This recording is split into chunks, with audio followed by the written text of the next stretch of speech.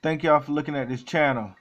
Hit that subscribe and share this video if you like it at the end. What we're talking about today is the Murder Nova's shake problem that he's been having on his car. On the Murder Nova, it's basically been costing him some spots on the list and some money. And now he's actually tearing the car down and he's trying to find out what it is. He's found out what it is and he's replaced it, and we're going to see him race on the show in the next few weeks. But let him go ahead and tell y'all basically what he's done to the car to make it run and work better for him. All right.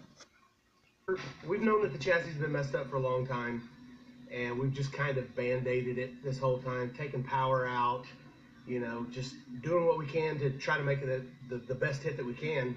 And we were in Denton on radials, and it came off a wheelie pretty hard, and I could tell that something wasn't right. And I don't know if it just finished off breaking all the welds, but we ended up going to SEMA this year.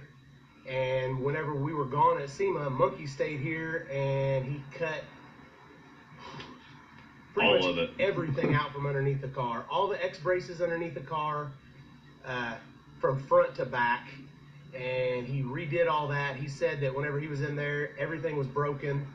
None of the welds were actually connected to anything. And this car was built so long ago that the cage actually doesn't even tie to the frame. It's like an old 10-point cage. Has the 6x6 square pads that bolt to the stock floor pans, because this car does actually have stock floor pans in it. And so the cage would actually move away from everything else, and you could pull the cage, you could bend the cage, you could do whatever. So whenever we're launching the car, it's trying to bend the car in half, and it twists, and we've put bigger and bigger and bigger anti-roll bars in it, trying to keep it straight, and there's just really nothing on the car that wasn't bending and tweaking. So he cut all that stuff out and put all new in, and then he ended up makeshifting a double frame rail in the car. And since it still has the stock front frame rails, he took the double frame rail from the back and went to the mid plate. And in my opinion, that's what tied everything together. So we took the car out for the first time 2 days ago, and we went to the track to try to get some shakedown runs to see what's happening. And we've never really been able to make a full hit at the track with the car unless it's on small tires. And it went A to B 3 passes, and with our street tune-up in it, it went faster than it's ever been on big tires. The new car, I've become pretty picky these days. I've worked with, I really hate to call it junk because I have so much love for this car. I've been through so much shit with this car. It's definitely a love-hate relationship, so I can say hate. I've had so many problems with this car that I know the problems that I don't want to have with the new car. So we've been changing a lot of stuff, and it should have been ready by now, but I keep on changing things, and there's things update all the time, new technologies and stuff like that. And I've always told myself that I'm only going to build the car once. Well, Chief said we're still on the first build, but it's 1C right now. So we've changed the car 2 or 3 times, and I think it'll still be ready in about a month. But I'm going to go ahead and finish season 9 off with the old car. And you can't really leave anything alone with Monkey around the shop with nothing else to do. Yeah. You know, if he has a cutting torch and a welder and a car, he's going to be working on it. Yeah. So you leave a guy like Monkey alone for a week, and you come home, and this is what it is. And so the car, Monkey actually lost weight. He added bars, but we actually lost weight on the car. We got carbon fiber tubs in it now, and the chassis that he cut out was all mild steel. All the new stuff he put back in was chrome moly, so that was kind of a wash. And then the tubs probably had 20 pounds of rubber, you know, taped to them everywhere. So we did actually lose some weight. The car's probably lighter right now than it ever has been. Well, I believe we don't have to add weight to the car. We haven't had to add weight to the car yet. Normally we run about 100 pounds in the trunk to try to get the bias a little bit more to what we want. And hopefully now that the car doesn't bend and shake and twist and fold in half, you know, we can be a little bit heavier on the front than what we actually want to be. Want to know why so much work and time spent on the old one if you had a new one being built? Well, the new one's not done yet. Right. Well, that and okay, so you're gonna finish filming the season with the old car. Yeah. Why not? Why not?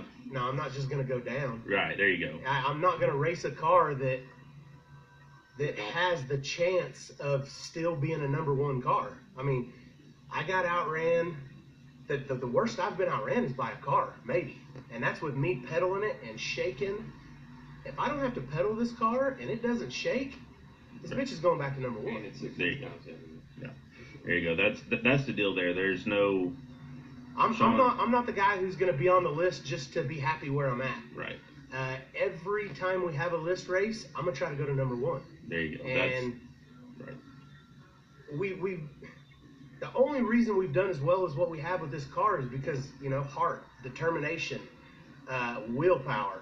You know, I mean, it's, all the stuff that money can't buy. Yeah, everything that money can't buy is the reason that this was. A lot of it though, money can buy. Well, yeah. You know, I mean, we've got the best parts that we could afford to buy on the car, but if you don't have a strong chassis, it's not really going to help you. So we've band-aided the car as much as we can, and I promise you right now, there's not another team out there that tests and works on their car as much as we do at Midwest Street Cars. So there's a reason that that we're not always on top, but we're damn close.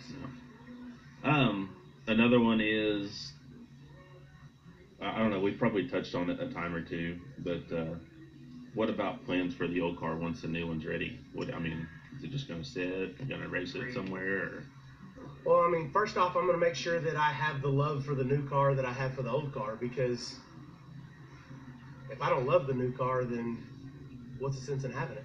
You know, I mean, this car right here, that seat right there, that's my office. That's where I lived for the past 12 years. So I feel really comfortable in this car, and I've been in a lot of bad situations in this car, and it's always taken care of me, even though it shouldn't. So I definitely can't just kick it to the side, and I'm not sure yet. I'm not sure. I still have a whole lot of love for my 55, and I would really like to maybe put some sort of LS in this and have my son race it for his first car, and then put this whole drivetrain in the 55. But that's a lot of work, and I'm not sure. We're just going to have to see how the new car treats me. There you go. Let's see if I've been watching these questions. Probably it's really not for sale. It did take a stupid amount of money. I'm sure. I've had people offer me a stupid amount of money for it, and there's times I kick myself in the ass, you know, when it's 3 o'clock in the morning and we're trying to figure something out with it. But it would kill me to see somebody else racing this car. For sure. Another question: is the new car considered a pro mod? No, not at all. Not even kind of. Not even kind of. It's a steel body, steel quarters.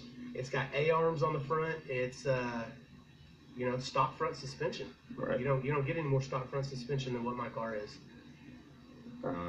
Is your toenails painted? Yes. Still. Yeah, always. They're still painted. Always. I don't know. There's some tech questions. What fuel system, pump, fuel injection, all that stuff do we use on there?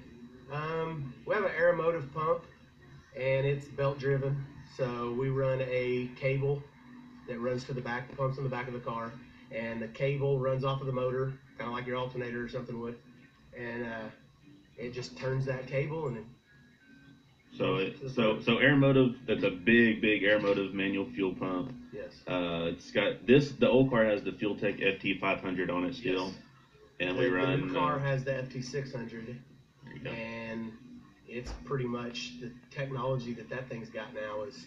It's a pretty much one box type deal. So that's basically all we have in the car. Y'all that didn't know Murder Nova had a new car or haven't even seen it, check out my channel.